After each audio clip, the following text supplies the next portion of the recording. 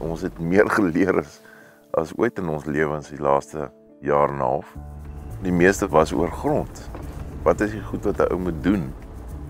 Ons het al die jare hier met groentesaad en met lucerne en goed geboer. Ons het nooit werklik aandag gegee aan die grond nie. Ons het altyd gekonsentreer op die plante en die produksie. Maar die grond is die heel belangrikste ding.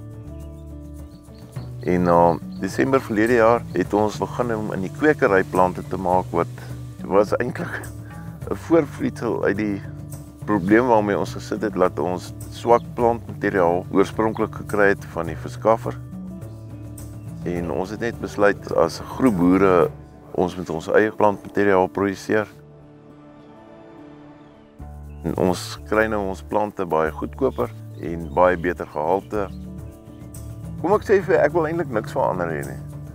Selfs die challenges wat ons gehad het, was 'n goeie ding geweest. Dit het ons net soveel sterker gemaak. En dit is maar waaroor dit gaan in die Baviaanskloof op die stadium.